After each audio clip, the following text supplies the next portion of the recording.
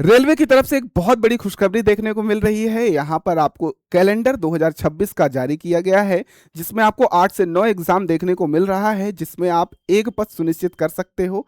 यहाँ पर सबसे अच्छी बात यह है कि 2026 में 1 लाख से अधिक पद आएंगे रेलवे में, तो आप बहुत अच्छी तैयारी कंटिन्यू करते रहिए। रेलवे में एक पद सुनिश्चित करना चाहते हो तो आइए देखते हैं यहाँ पर नोटिफिकेशन क्या है। ये आपका जो कैलेंडर है रेलवे बोर्ड की तरफ से जो आया है, annual calendar RRB recruitment for the year of 2026।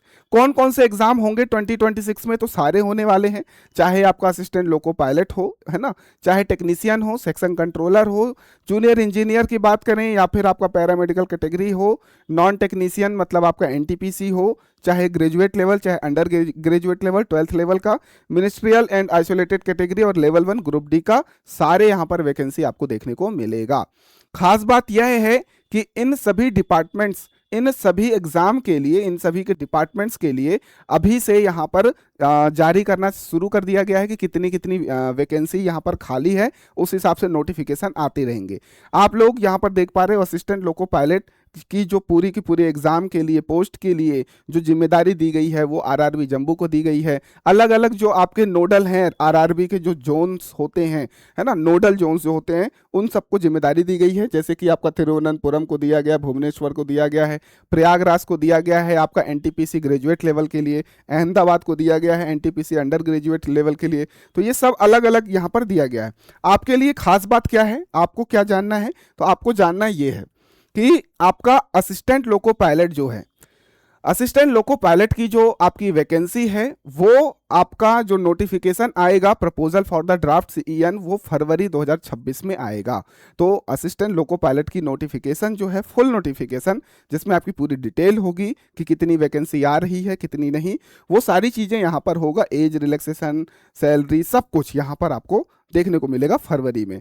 उसके बाद अप्रैल से जून के बीच में आपका ये टेक्नीशियन, सेक्शन कंट्रोलर, ठीक, इनका आएगा। तो आपका टेक्नीशियन का जो है वो आएगा मार्च 2026 में, और सेक्शन कंट्रोलर का जो है वो आएगा आपका अप्रैल 2026 में, ठीक है ना। तो ये दोनों भी आप देख सकते हो नोटिफिकेशन कब आएगा, मार्च और अप्रैल में। उसके बाद जूनियर इंजीनियर का है, तो जूनियर इंजीनियर जुलाई 2026 में। उसके बाद आपका पैरामेडिकल कैटेगरी भी जुलाई 2026 में इसका नोटिफिकेशन जारी किया जाएगा।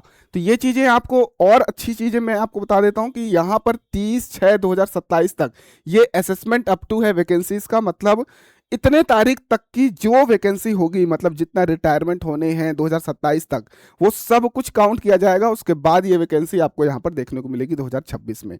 क्लियर है ना? 2027 तक के ये सारे वैकेंसी को काउंट करने के बाद ही ये वैकेंसीज आएंगी, आपको देखने को मिलेगा। उसके बाद अगर बात करूँ जुलाई से सितंबर में, यहाँ पर बता दिया मैंने, आपका जूनियर इंजीनियर पैरामेडिकल कैटेगरी हो गया, ठीक है सर। आगे बात करते हैं, अब आता है एनटीपीसी की बात। एनटीपीसी में अगर ग्रेजुएट लेवल की बात करें और अंडर ग्रेजुएट लेवल की बात करें, तो दोनों का नोटिफिकेशन आपको अगस्त 2026 में देखने को मिलेगा, अगस्त 2026 में देखने को मिलेगा। उसके बाद आपका जो है मिनिस्ट्रियल आइसोलेटेड कैटेगरी और लेवल 1 जो ग्रुप डी के नाम से आप जानते हो, ग्रुप डी के नाम से, तो इन दोनों का सितंबर अक्टूबर में देखने को मिलेगा नोटिफिकेशन कंप्लीट डिटेल में।